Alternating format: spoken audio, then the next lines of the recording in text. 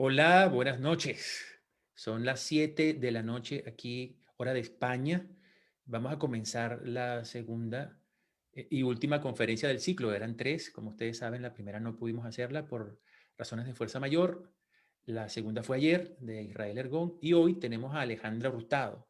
Alejandra Hurtado es una narradora oral chilena con una trayectoria larguísima de narración oral como narradora. También tiene una carrera como artista de circo, que es una de las facetas que más me gusta, y la combinación además me parece muy afortunada.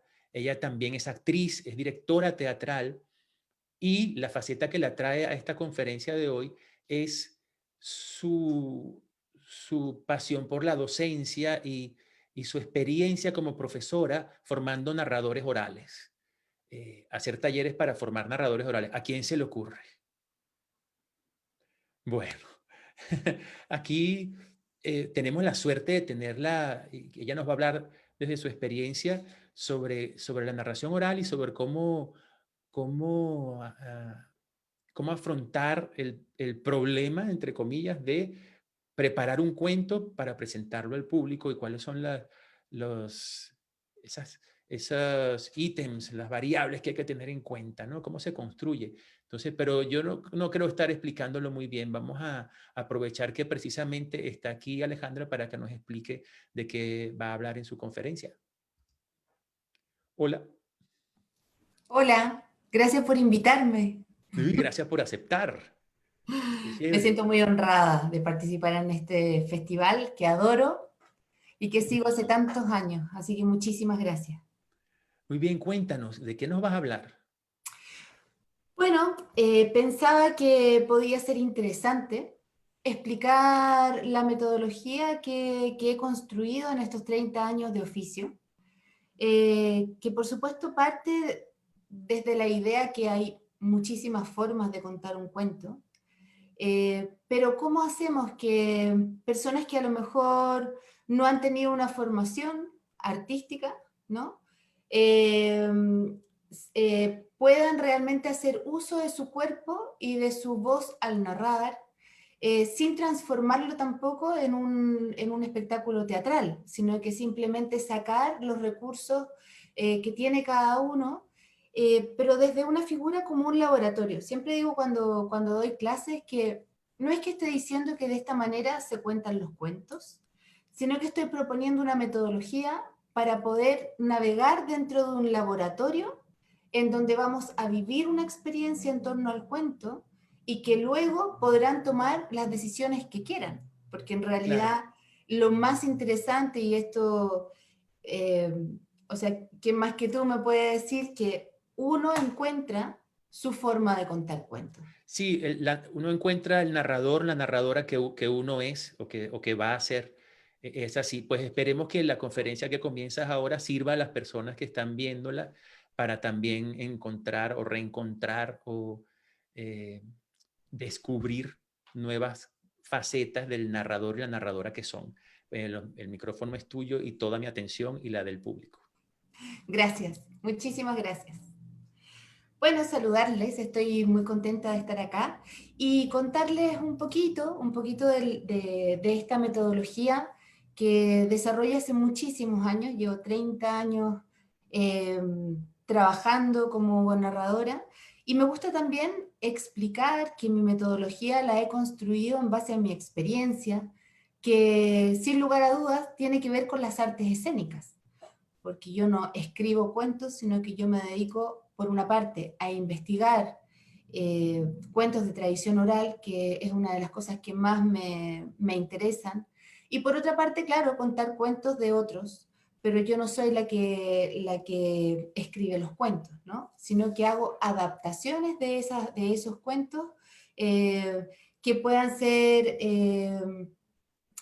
interesantes, conmovedoras, de que gatillan curiosidad, fundamentalmente de niños, porque a mí yo trabajo con el segmento etario más o menos de a partir de los 4 años, o sea, no trabajo en primera infancia.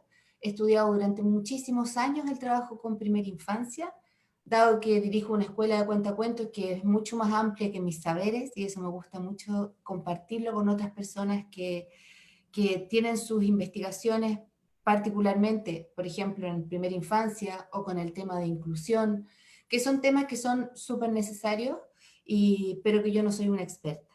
Entonces, considerando que yo cuento a niños a partir de los 4 años hasta más o menos 8, 10 años, lo cual implica también contar a público familiar, eh, que podrían incluirse otras edades, he elaborado mis espectáculos de tal forma de que sean una sesión de cuentos, incluye varios cuentos cortos, pero también dentro de esos cuentos cortos existen momentos que se podrían llamar de animación, pero no es propio y duro de animación, sino que son momentos que le dan aire al espectáculo, que permiten cautivar a quienes están y por sobre todo llegar a lo mejor a audiencias, por ejemplo, en primera infancia, que pudieran estar acompañando a su familia, a sus hermanos más grandes, y que muchas veces es verdad que están están participando de un espectáculo que no ha sido pensado para ellos. Por eso acudo a algo que para mí es maravilloso, que es el folclore poético. Es decir, hacer uso de las adivinanzas, los trabalenguas, las canciones de cuna, que han estado históricamente en nuestras culturas y difundirlas. Y por eso también soy una eterna viajante, porque me gusta mucho salir a otras tierras y demostrar con mi trabajo que somos realmente, tenemos muchísimas cosas en común y que esas las podemos ver en este tipo de herramientas como es el folclore poético, ¿no? Ahí nos encontramos y ahí tejemos humanidad, ahí nos damos cuenta que independiente del continente en que estemos, hay cositas que suenan parecidas, hay cositas que tienen ese humor que nos caracteriza y que nos demuestra que efectivamente somos hermanos. O por lo menos es lo que yo humildemente he construido para inspirarme en mi trabajo como narradora.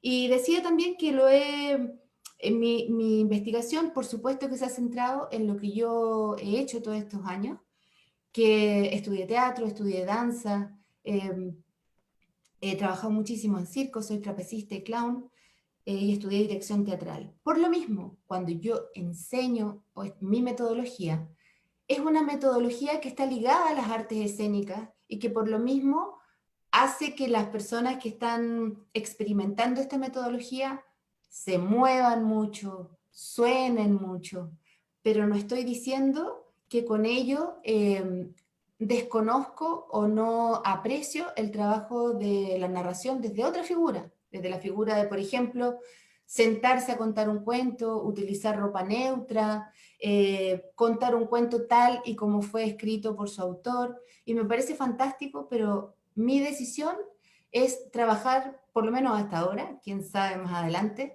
hasta ahora trabajar de esa forma, es decir, trabajar con el cuento realizando, o sea, inspirándome en un cuento escrito como tal, y preparando mi propia dramaturgia, pero respetando ciertos puntos de ese cuento original, porque no es una versión mía, o sea, puede ser una versión mía, pero está inspirada en un cuento que existe.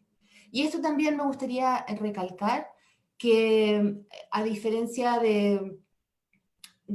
por sobre todo como muchas veces se entiende el trabajo de un narrador, yo no estoy con libro en mano, yo estoy sin el libro, sino que yo estoy contándolo, narrándolo desde esta expresión corporal y vocal. Y luego de decirles eso, me gustaría partir contándoles que lo primero que propongo es que centremos nuestro trabajo de acuerdo al grupo etario en donde vamos a estar trabajando. En este caso, como les decía, yo trabajo a partir de los 4 años y el análisis que les voy a mostrar ahora sería un espectáculo fundamentalmente, por ejemplo, de niños entre 4 y 6 años, o sea que están recién partiendo en su época como de escolares, recién están partiendo comprendiendo el tema de la escritura y de la lectura. Y para eso respondo con ello la primera pregunta, que es ¿a quién le vamos a contar? En este caso, le vamos a contar a niños de esa edad.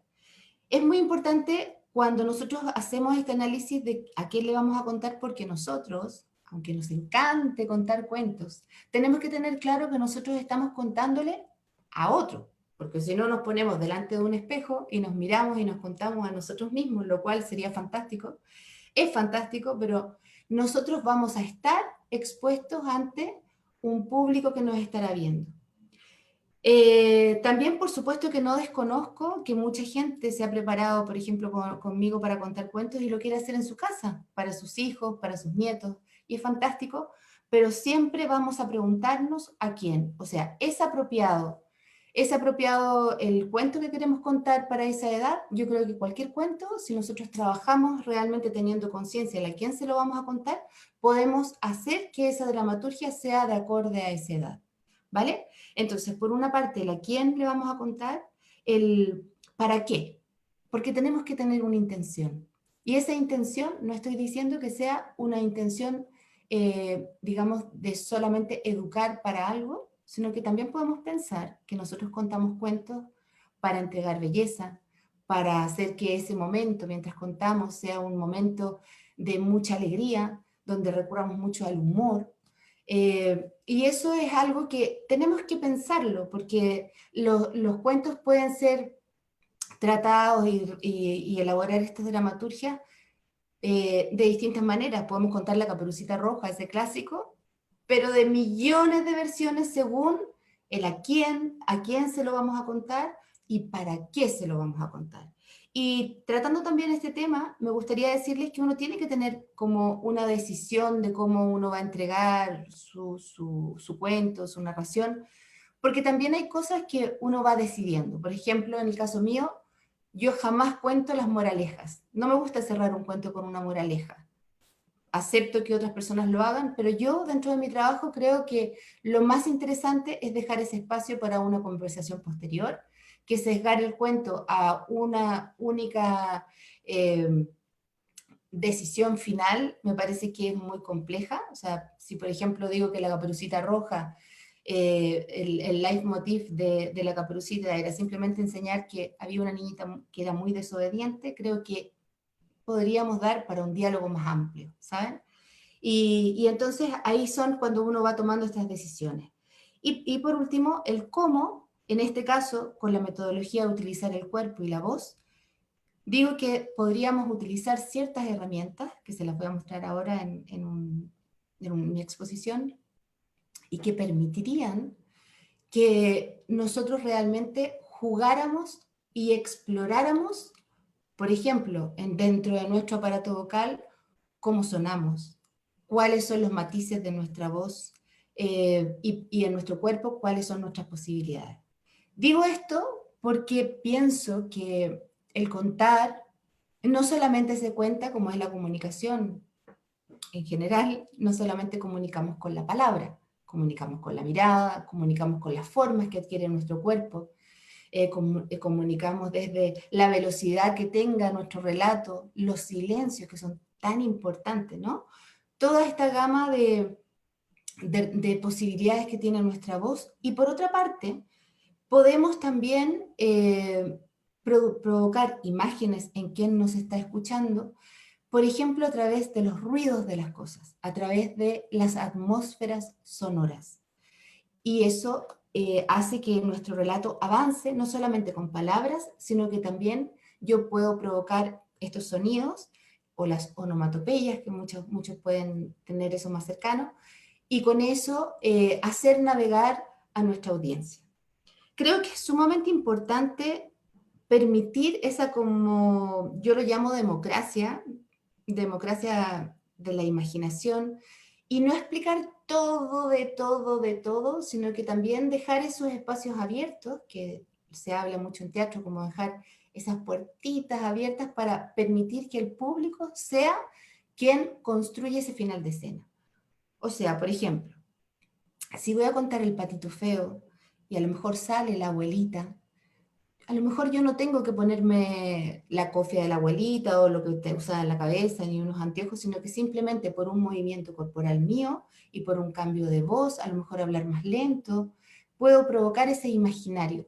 Y luego, si yo pidiera, por ejemplo, que hicieran un dibujo de lo que escucharon y particularmente de la abuelita, veríamos cómo hay una gran diversidad de abuelitas. Y eso me parece que es muy interesante. Es muy interesante porque estamos permitiendo que si bien navegan con nosotros desde la imaginación, sea su imaginación la que lo construye, dado por pequeños recursos que podemos utilizar nosotros. Entonces, voy a pasar a mi presentación.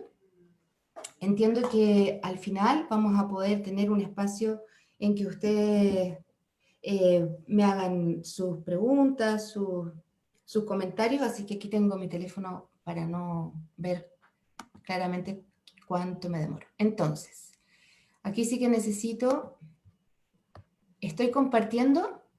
Sí, perfecto. Entonces,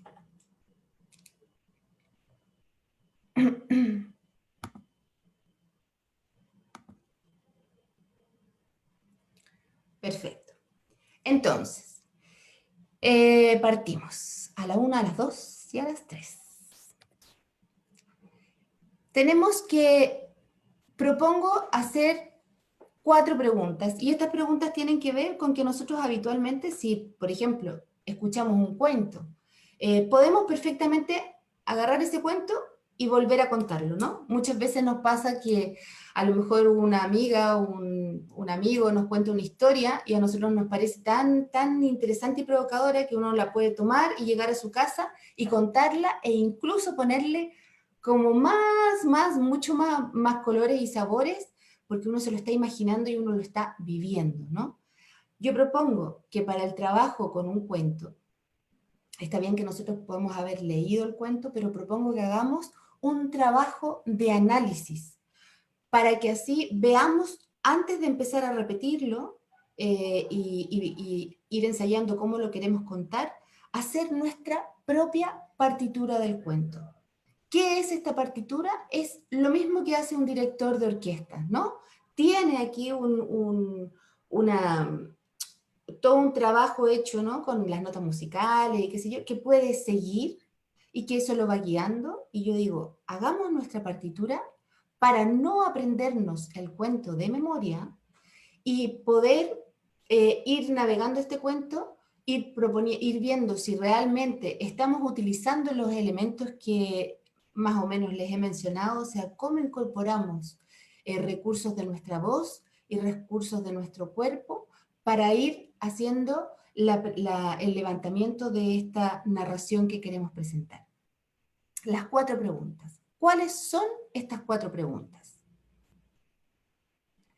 Primero que nada, el qué.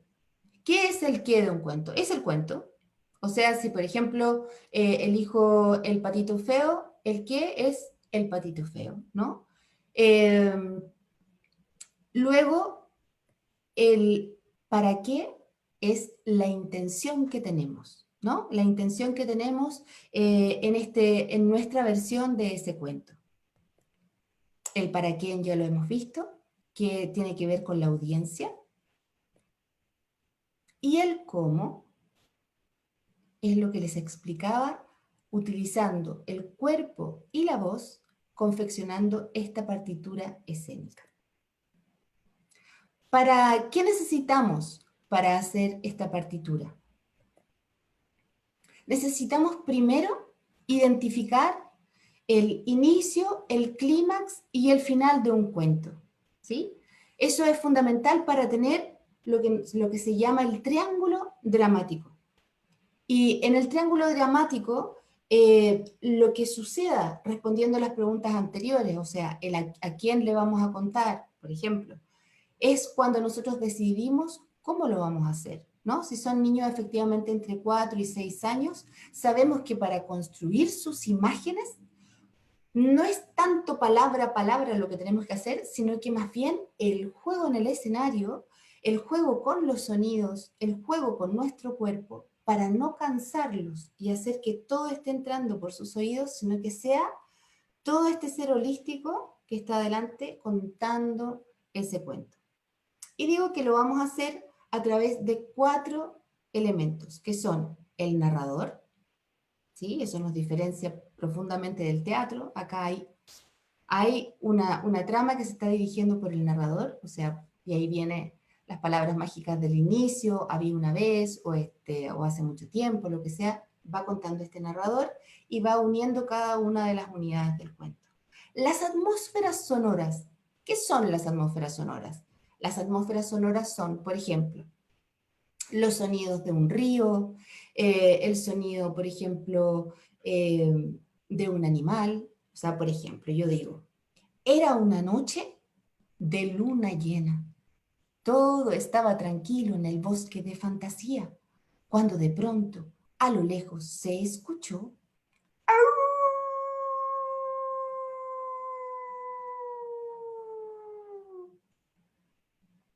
Ese aullido es una atmósfera sonora.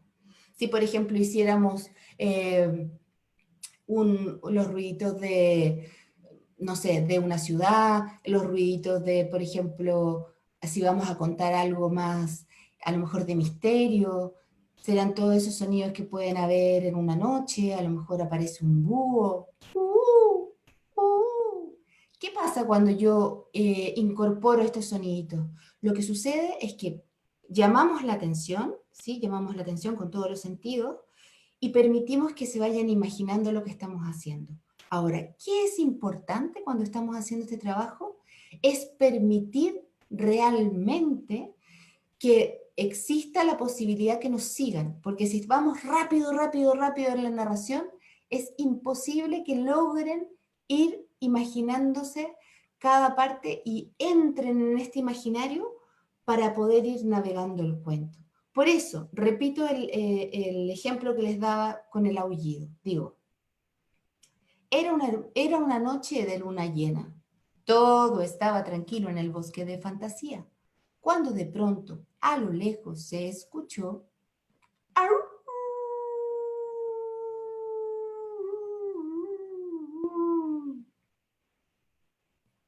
¿Estaban ahí? Ese momento entre el aullido y el comienzo y el retorno de la palabra, ese silencio es oro, porque en ese momento permitimos realmente que el imaginario absorba lo que estamos proponiendo y comience a funcionar de quienes nos están mirando y escuchando el cuento. Luego viene un recurso que a mí me gusta mucho, pero sé que causa ciertos reparos, y que es el camelo. El camelo es una herramienta que viene desde el mundo del teatro y es inventar lenguajes. Inventar lenguajes, o sea, dejar de hablar como nosotros siempre hablamos y, por ejemplo, crearle una forma particular de hablar a un personaje. Cuando uno hace algo así, ¿no? Cuando uno provoca realmente esta como locura, ¿no? Como decir, este personaje aparece y en el público lo que sucede es que sobre todo cuando le contamos a los más pequeñitos, en las edades que les estoy explicando, 4 o 6 años, quedan maravillados porque es su propio imaginario. Es su forma de jugar cuando están con sus juguetes, ¿no? Ellos juegan a hacer lenguajes. Ellos saben que un duende habla de alguna forma. Ellos saben porque eso lo habitan siempre, ¿no? Como ejemplo les voy a dar el ejemplo, por ejemplo, de el gato del Patito Feo. Mi versión de Patito Feo es que en algún momento el patito pobre que estaba tan cansado en esa granja que nadie lo quería, se va y se va a un bosque. Y cuando llega la noche, a lo lejos hay una luz y es nada menos que la casa de una abuelita que amablemente le abre la puerta, lo deja pasar, le da un plato de sopa y un cojín para que duerma, y el patito, luego de tomarse la sopa, se queda tan profundamente dormido, pero no sabe que unos ojos lo observan detrás de la cortina.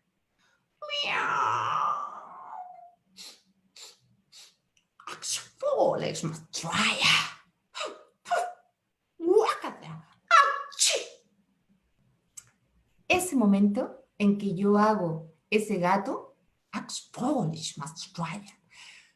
cuando lo ven, no lo ponen en duda. Inmediatamente ellos construyen y ven ese gato.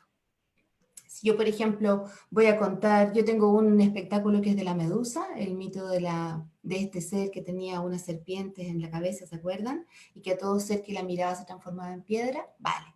Mi medusa habla más o menos así. Acocó, enene, ashushu, alala. Habitualmente cuando lo hago, la primera vez que aparece la medusa, se quedan todos observando como diciendo, pero ¿y ella se volvió un poco loca, ¿no? Y al segundo están todos, a coco, nene, a shushu, a la la. ¿Qué digo con eso? No estoy proponiendo que actuemos y hagamos el personaje más allá de eso. Con esa frase de cómo habla, ya más o menos se ve la emoción que tiene, porque hay una emoción de verdad detrás, y podemos provocar una imagen de algo real. O sea, estamos bajando este imaginario de este universo de la fantasía de los cuentos y lo estamos trayendo a ser vivos y reales, concretos. Hay un gato que habla de esa forma, hay un ser extraño llamado Medusa que habla de esa forma. Y lo otro son los motores. Y los motores son utilizar el cuerpo de distinta forma, ¿no? Los motores son la cabeza, el pecho, la zona sexual y las extremidades. ¿Cómo cambia nuestro cuerpo si nosotros pensamos, por ejemplo, en un ser, por ejemplo, en un ser poderoso? Seguramente, si nos pusiéramos, si estuviéramos en vivo y en directo y nos pusiéramos a caminar por una sala haciendo ese motor, voy a dejar de compartir un segundo para que me vean.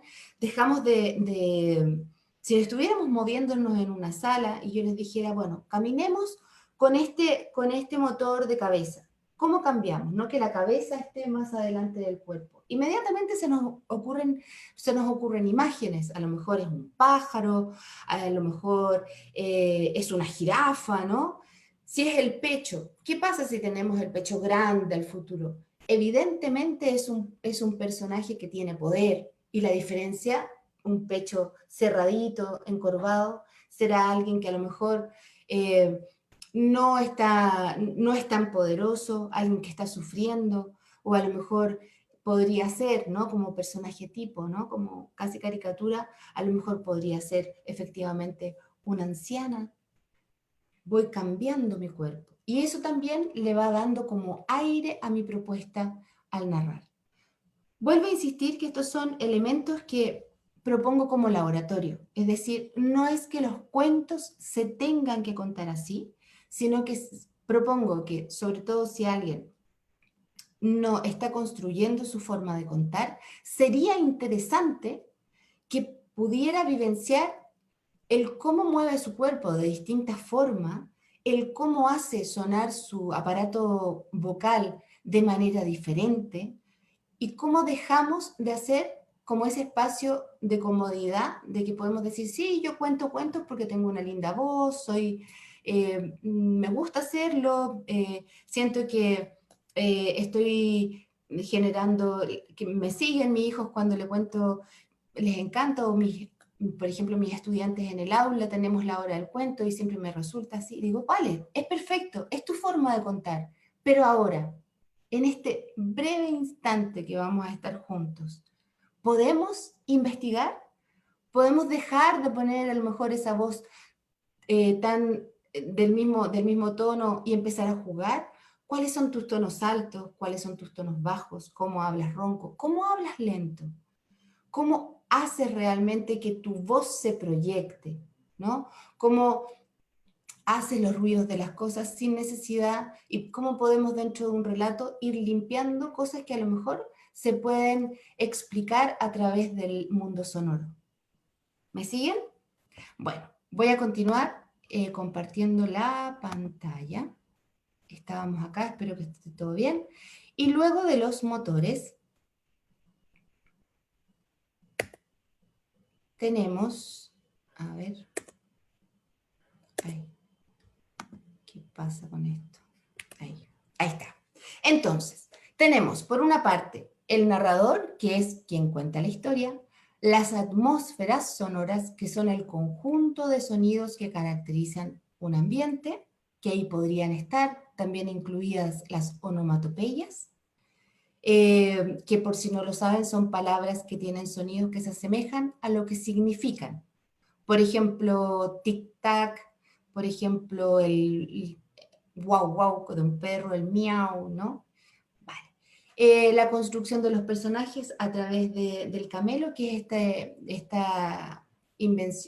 inventar eh, formas de hablar diferentes.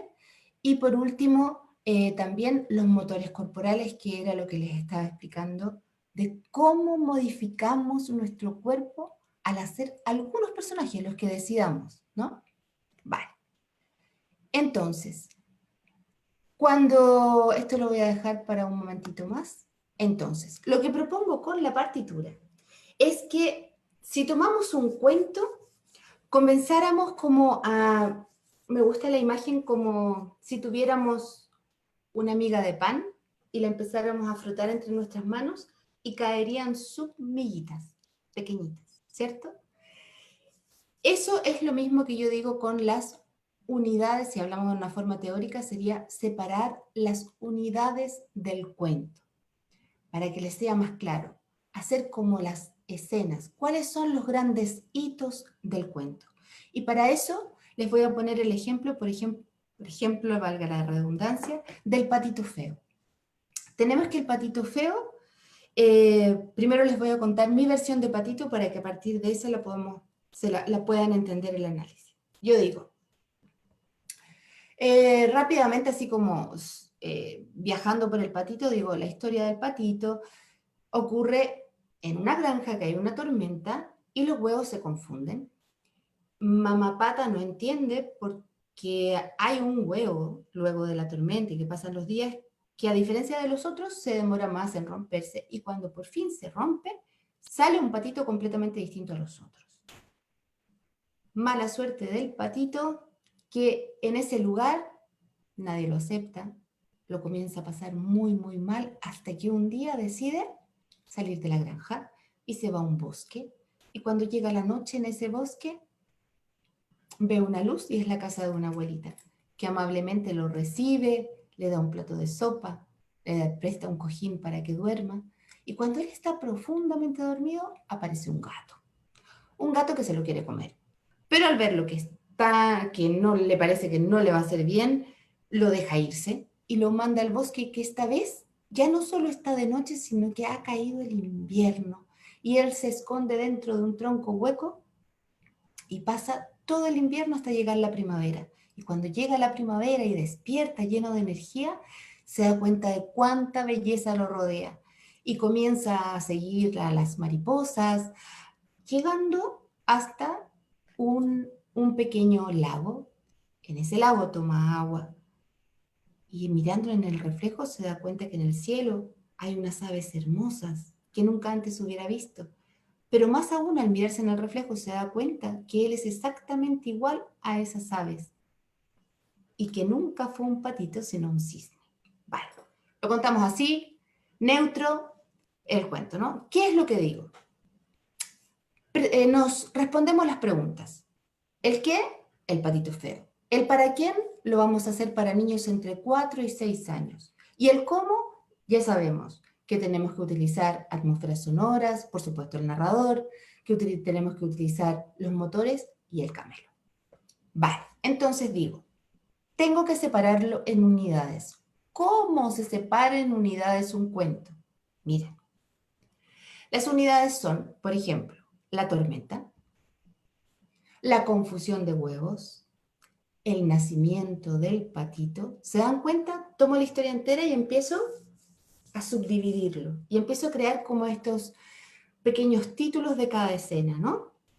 Luego, cuando tengo todo separado, que si quieren se los digo, esto es personal, cada uno verá cómo lo va separando, pero yo diría la tormenta, la confusión de huevos, el nacimiento del patito, el rechazo del patito, el patito, huida del patito cuando se va, el patito en el bosque, patito abuelita, patito gato, patito invierno, patito primavera y luego patito cisnes. ¿Qué hice? Lo que en teatro muchas veces y en circo llamamos nuestra chuleta del espectáculo. O sea, hicimos como la columna vertebral de mi cuento.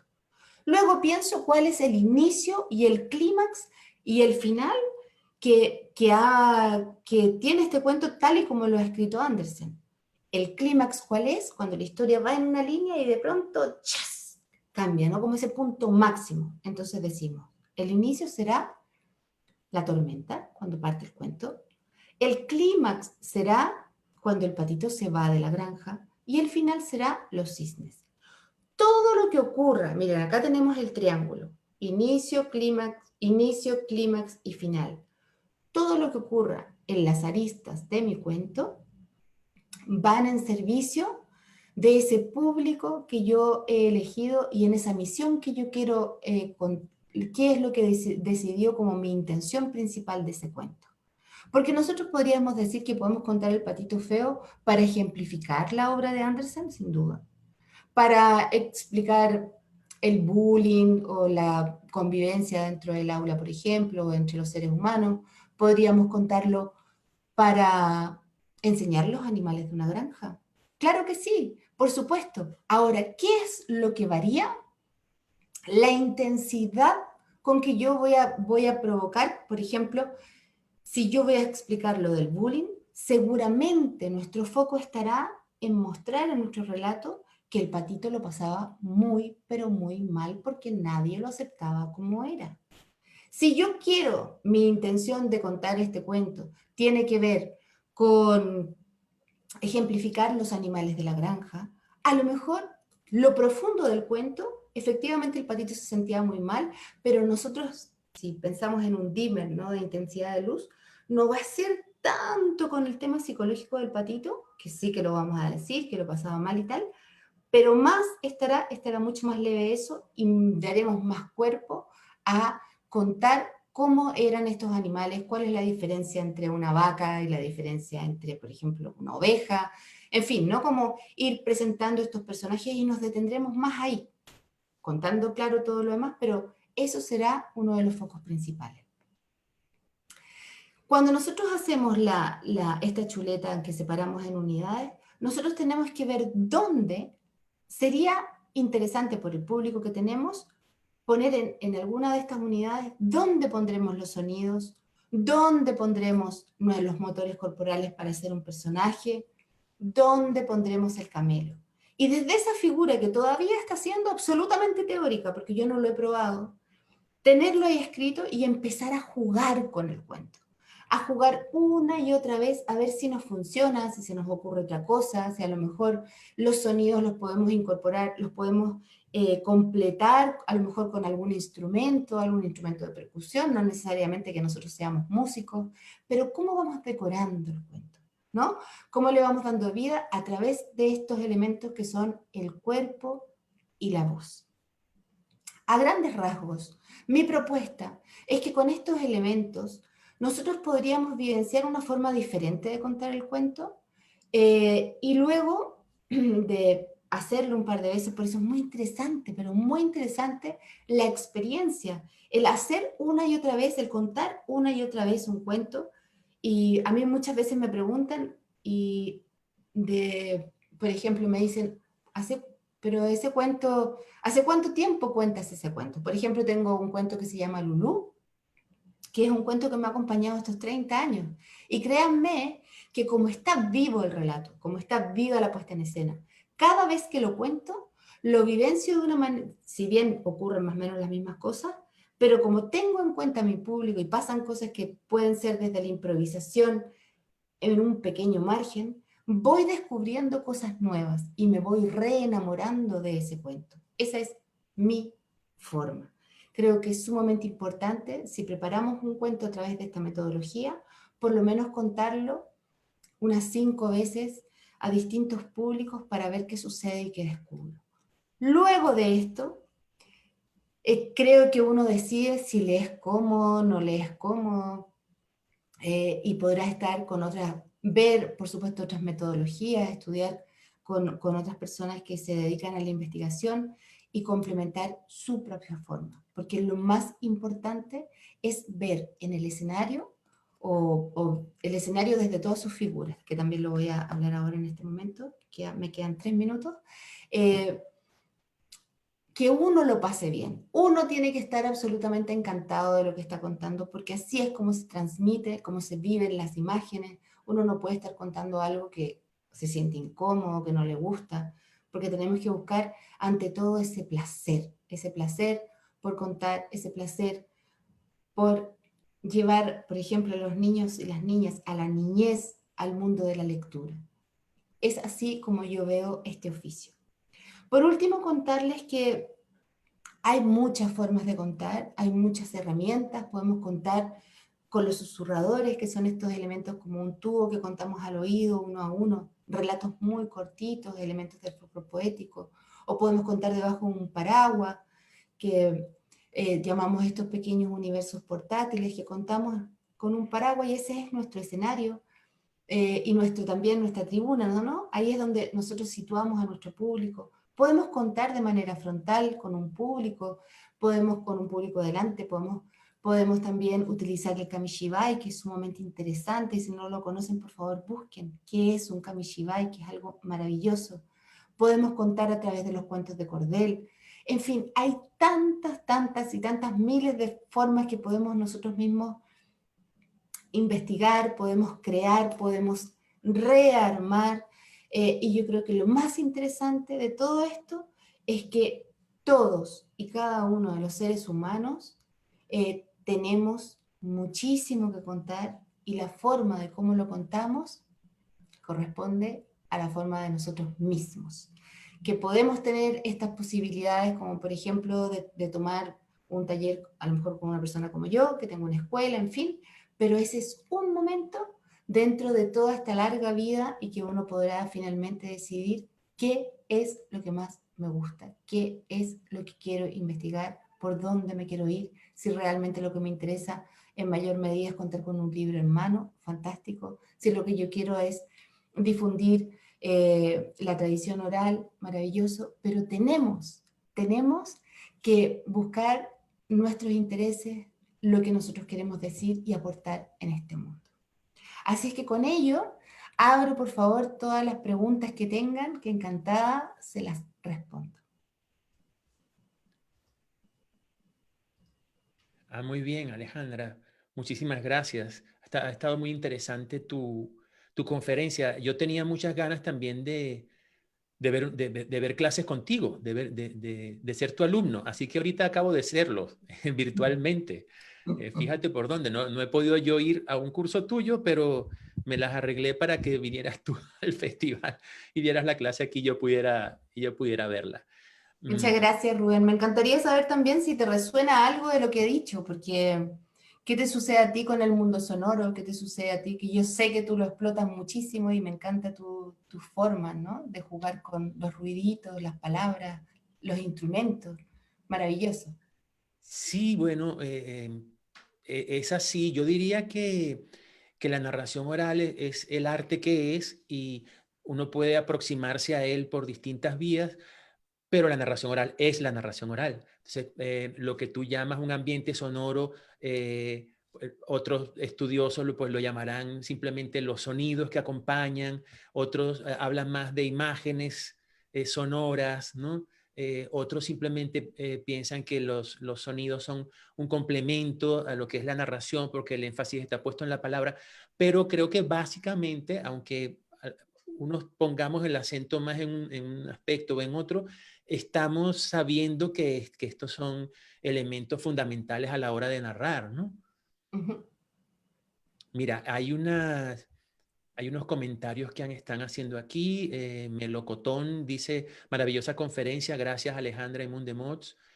Jordi Ríos dice, muy ilustrativa, un placer. Estoy de acuerdo también. Has mostrado en muy poco tiempo y con mucha claridad los aspectos así más fundamentales que hay que tener en cuenta, digamos. Eh, Hay una alumna tuya, Gladys, me parece que se llama, que te saluda desde Chile. Qué linda, Gladys, gracias. Ya. Se quedó sin comer la Gladys, porque esta hora están comiendo, o está comiendo y mirando, qué En bueno. Chile. Bueno, Gladys entendió que no solo de choclo, es que llaman ustedes al maíz. ¡De choclo! No solo de choclo viven en las Gladys, ella ya lo sabe. Eh, Aquí Gladys precisamente está preguntando, ¿qué ejercicios recomiendas para mejorar la proyección de la voz? Yo propongo, primero que nada, leer en voz alta. Creo que es una cosa fantástica leer en voz alta y ponerse también algunas dificultades en esa lectura. Por ejemplo, marcar la lectura lenta, de realmente poder ir viendo cómo pronunciamos. Por eso también siempre se ríen las personas que se forman conmigo, porque siempre les digo algo súper antiguo que me enseñaban cuando estudiaba teatro, les digo, tengan un corcho a mano, porque se lo ponen acá y pueden hacer ahí los ejercicios, ¿no? Para poder modular mejor. Y luego la respiración. Eso es, o sea, para que haya proyección de voz necesitamos respirar muy bien y para eso tenemos que hacer una respiración abdominal, tenemos que cuidar que nuestros hombros no se suban, que estemos relajados y por sobre todo, si tomamos aire, mucho aire, no nos raspamos, porque si no estamos todo el tiempo tensando esas cuerdas vocales, tenemos que tomar mucha agua, tenemos que ir provocando como si hablamos despacio, y por eso también es un ejercicio muy bonito, que es partir desde el susurro, ¿no? Como lo más bajito que podamos hablar casi con el puro aire, y luego ir poniendo el volumen y ir viendo cómo podemos ir subiendo ese volumen. Y para eso también creo que si estamos solos, no estamos en un proceso de estar con un grupo de compañeros, compañeras que nos pudieran ayudar, creo que ahí la familia es algo fantástico que nos pueden acompañar en este descubrimiento y podemos transformarlo en una actividad que podríamos llegar a hacer en familia y ver cómo la lectura en voz alta, cómo nos corregimos y cómo también empezamos a trabajar ese volumen bajo o el volumen alto sin gritar.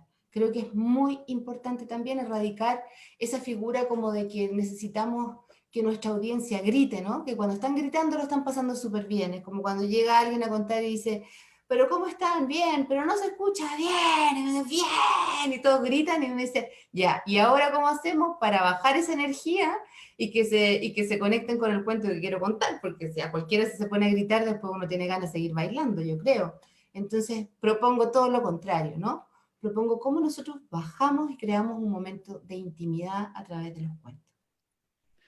Muy bien, sí, cuando hablaste de la familia, de cómo la familia puede ayudarlo a uno, pensé en que la familia es la víctima segura, porque uno incluso los va a tomar divididos, hay que dividir la familia, ¿no? No los juntes a todos para contar el cuento, porque mientras más los cuentes, mejor. Entonces, primero a tu hermanito, ¡ah! Y después en una esquina, ¡pum!, atrapas a tu abuelita y después atrapas a y les vas contando la historia. Y después cuando decías lo del corcho, muchos cuentacuentos tenemos una cierta enfermedad que se llama incontinencia verbal. Entonces ese corcho puede ser muy útil cuando uno tiene un ataque de incontinencia y ya está, ¿no? Mira, Jordi Rius dice, ¿conoces y nos puedes hablar de la tradición oral marroquí de contar cuentos? ¿Conoces esta tradición? Yo de marroquí, yo fundamentalmente he estado estudiando, bueno, mucha mitología griega, porque mi padre me crió contándome mitología griega y después coincidentemente, por las, por las vueltas de la vida, me puse a trabajar en una fundación griega, una cosa increíble, porque nunca lo puse en mi currículum, pero fueron esas coincidencias Que es la maravillosas. Fundación Mustakis, ¿no? En Chile. Fundación Mustaki, sí. Y luego yo fundamentalmente me he dedicado a estudiar la mitología aymara y mapuche, que son de pueblos originarios de Chile. Poco a poco, les diría muy poco a poco, he estado observando ciertos personajes que dentro de los relatos africanos, de la tradición africana, podrían repetirse en, por ejemplo, fundamentalmente la imagen, es muy interesante esto porque la imagen de la imagen de la liebre está muy presente y en Centroamérica Tío Conejo está muy presente y cuando empezamos a estudiar los relatos vemos que coincidentemente estamos contando las mismas historias. Y eso es muy bonito, porque ahí entonces empezamos como a realmente cuando nos encontramos, a que tenemos cosas en común y eso es muy interesante. Para nosotros sería también muy semejante porque el tío conejo representa como la astucia, al igual que la liebre. Podríamos decir que también dentro de los cuentos populares Pedro Urdemales podría estar también en esa línea, ¿no? Y entonces uno empieza a ver también que hay ciertos personajes, por ejemplo, eh, el Quirquincho. ¿Cómo quedaron con la palabra quirquincho? Algunos no entendieron qué era. Bueno, el quirquincho es el armadillo, ¿no? No sé qué, no sé si hay otro nombre que te suene, Rubén, para el Me parece que en Venezuela es rabipelado, rabipelado. por Que, razones obvias. que no es cierto que tiene la caparazón que se podrían hacer los charangos, ¿no? Sí, es que yo creo que el rabipelado debe ser un familiar del que es el armadillo, son de la misma familia, pero tal vez no sean exactamente lo mismo. Ese personaje es un personaje de una bondad y cuando uno empieza a buscar, que se los recomiendo que lo busquen, por ejemplo, con la...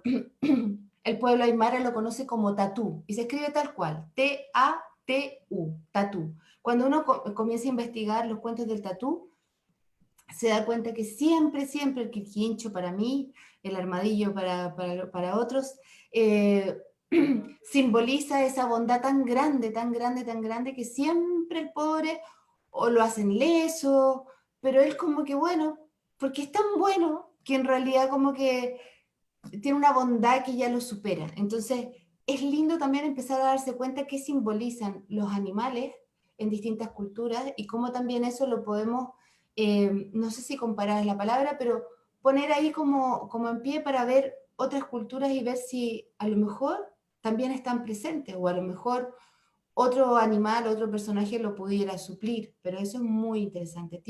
Las cuentos de Tío Conejo, los cuentos de Tío Coyote, eh, todo lo que sea con el tatú, y eso los recomiendo porque van a tener ahí un material que les va a gustar sin duda, que los va a acercar a los cuentos que les contaban en su niñez y Yo, por qué yo- no seguir contándolos, porque no deben morir, es muy importante. sí, le devolvería la pregunta a Jordi, ¿no? Si él conoce la tradición oral marroquí, nos puede dejar escritos en los comentarios algunas referencias, Sería sería fantástico. un placer investigar allí, ¿no? Yo también confieso que desconozco mucho de la tradición marroquí y la intuyo muy rica, ¿no? Por aquí, mira, a propósito de las palabras y cómo se dicen las cosas en los distintos países, espero que esto que te mandan a decir de Chile no sea lo que me suena a mí, pero dicen que eres muy seca.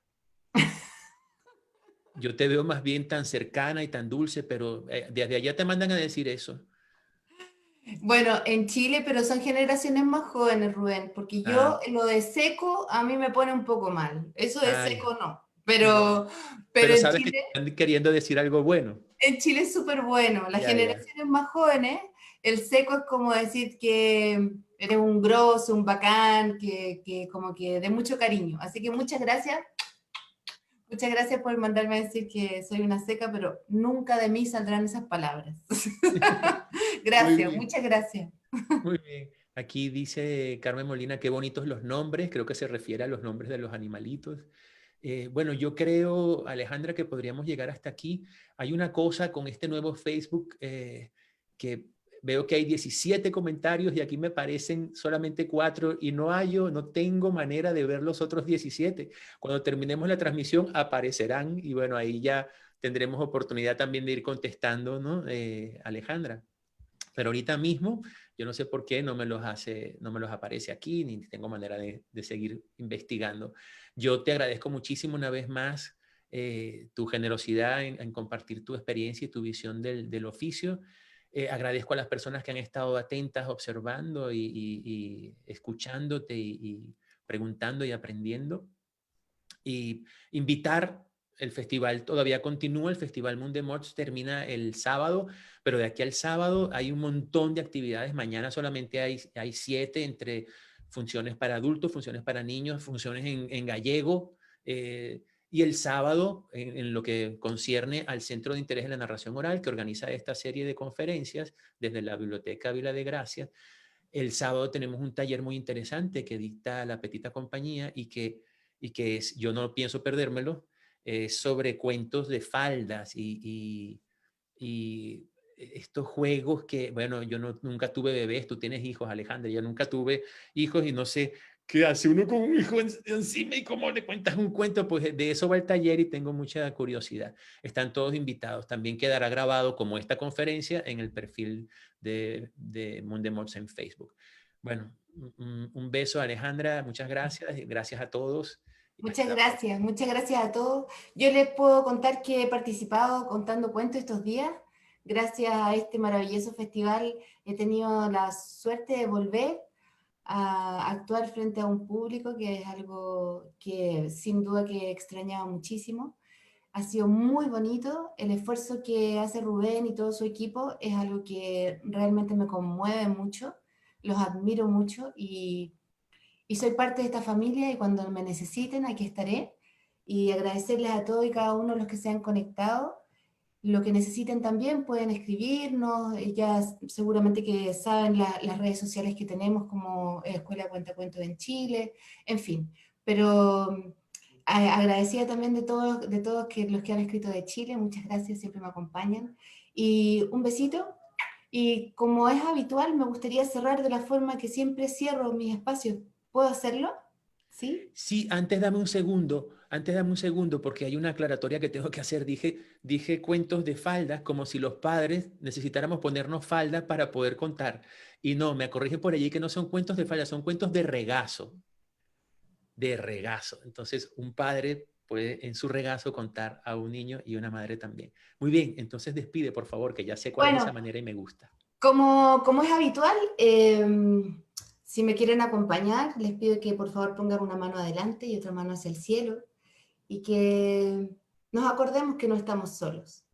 Nos acordemos que existen los seres mágicos, que existen, que existen ahí dando vuelta, dándonos fuerza día a día y que es necesario que sepan que nosotros cada día hacemos algo para que este mundo sea mejor. Y a la cuenta de 3 damos un aplauso. A la 1, a las 2 y a las 3. Y con un candadito cerramos este hermoso espacio que me han regalado. Muchas gracias. Besitos. Hasta Chao, luego. chao.